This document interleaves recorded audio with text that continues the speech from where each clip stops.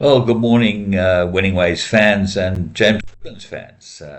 Thank you for taking the time out to open this video. And I'm going to explain to you in this video why there is this feeling amongst the jockey ranks that the going is often unsafe to race in South Africa. And let's go through it because I have very, very real concerns about this, and it certainly does not do our industry any good when you find that the jockeys control whether we race or not, and the main reasons are that the going is inconsistent or dangerous, or visibility is poor. So let's go back to the beginning and understand how the jockeys in South Africa are very different to the jockeys in the rest of on the rest of the world, on the rest of the world stage, as far as jockeys are concerned. In South Africa, we have a unique system which has been going now for 50 or 60 years, and it has its very good points and its very bad points. And this system is the Jockey Academy. Now, the Jockey Academy is funded by the racing industry and takes an intake of riders or potential riders into the academy every year, and they sign a 5-year apprenticeship. Now, that means that they get taught everything from the young age of 14 or 15 years old, where they finish their schooling, and they are basically in a boarding school environment. Now, I went to boarding school, and I know that the one thing about boarding school is that you learn very quickly the strengths and weaknesses of your fellow boarders and fellow schoolers. And this definitely happens in the Jockeys Academy, because what happens is that the stronger ones and the better ones and the more go-getting riders end up being able to control the lesser ones. And what I mean by control is, I mean that you see it often in racing in South Africa, where a senior jockey will be shouting to get a position on the rail or closer to the rail, and a lesser rider will pull back and let the senior jockey into a better position.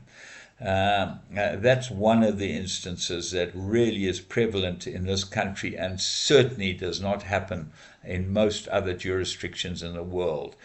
And I'll tell you why that doesn't happen in other jurisdictions in the world, because if you want to become a jockey in England or Ireland or France or Germany or Australia, New Zealand, America, you go and sign an apprenticeship with a trainer. You go and work for a trainer and end up riding his horses and learning your trade at the tracks with him, your trainer, and you get your rides principally from him, and if you're good, you'll get your rides from other trainers. But your opposition, and your total opposition, is the other jockeys. They are not your friends. They are your enemy. And let me tell you what happens in England, specifically where the worst conditions that you can race in, and they do race, is that no jockey will ever say, I'm not riding because the going is not good enough. The clerk of the course makes a decision.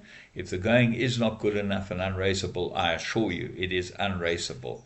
Either, but never because the going is inconsistent, or these type of excuses that you find in South Africa. So what happens, let's say England, and to a lesser extent America, the two biggest countries, is that you have this huge pool of jockeys, or jockeys who are able to ride. Some of them get very, very few rides.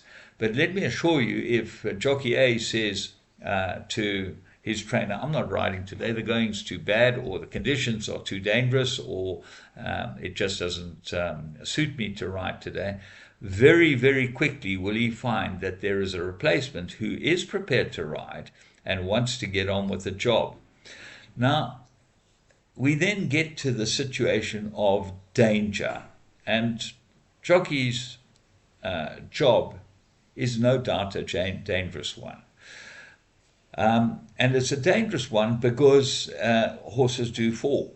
But the situation with horses falling is very, very seldom the fault of the course itself, except maybe in South Africa. And why it's the fault of the course itself in South Africa is that we tend not to have racetracks to the standard and certain grass covering to the standard of England and maybe America, maybe certainly Australia and New Zealand. It seems to be a problem with the way the tracks are managed. And although we race 35 times a year on a racetrack, that is not a lot. And really, you find these festivals that race 4 or 5 days a week in a row all over the world, and they have no problems with the tracks because what they do is that they spend an inordinate amount of time getting the grass to knit and grow, okay, and having a proper surface underneath. Now, I don't know how long it is since any of the tracks in South Africa have had anything but a top dressing and a spring treatment, and that's it. Are they aerated? Are they actually reconditioned and built to make sure that the ground underfoot is always safe? That's a question you'd have to ask the track managers, and I'm not a track manager.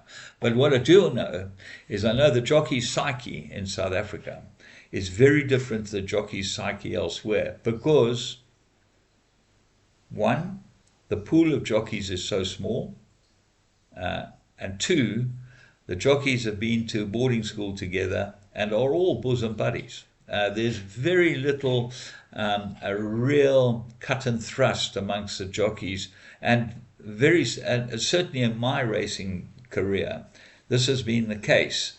I know when I started in racing, you found that the jockeys who hadn't gone through the academy system were very much I'm for me, and very seldom did the racing get cancelled because of underfoot conditions in those days.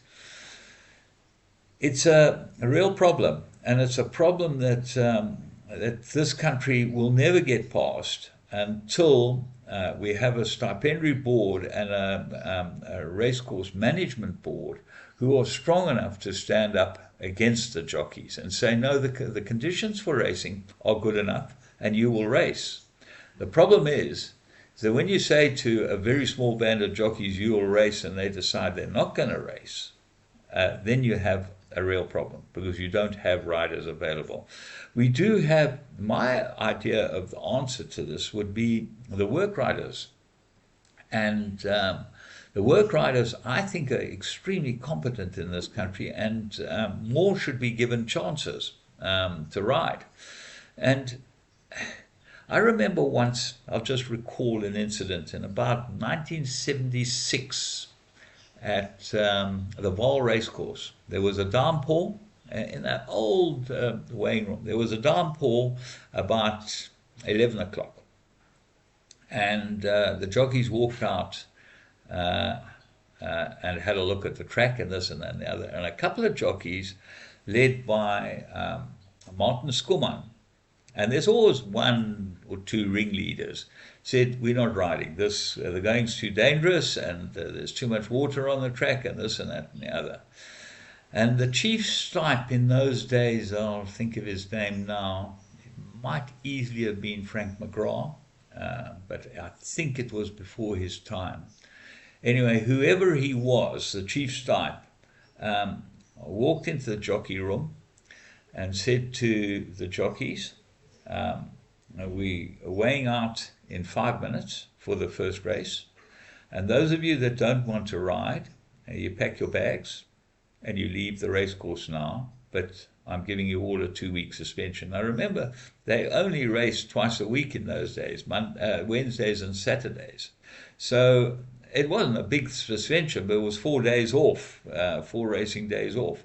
He said, I'm suspending you for not fulfilling your engagements. And the Jockey Club rules allow you to take action against a jockey for not fulfilling his engagements. Well, I assure you, they all went out and rode. And in those days, we had a much bigger jockey pool than we have today, because remember, we had 20 runners as a norm in race meetings. What has happened is that over the years, fields have been cut to maximums of mainly 14 or 16 runners. And this is mainly at the behest of the jockeys, by saying that the tracks were not suitable and not safe enough to have bigger fields in this. So when you look at how things have evolved in racing in South Africa over the years, it's quite clear that jockeys are an extremely strong force, and they definitely control whether we race or not. This is not a good thing, and I do believe that there's only one way to sort out the problem, and that is you've got to show real strength from the top. And real strength from the top, unfortunately, doesn't look like it's around, because there's no one prepared to stand up to anyone. There's a whole bunch of yes men that do this, that, and the other to try and keep their jobs, and basically they're very happy to do so. Anyway, that's my take on this gloomy Thursday, where we have another day of no racing because the tracks are not good enough, or the jockeys have said they're not going to ride. You decide, and let me know in the comments column. Look forward to hearing from you.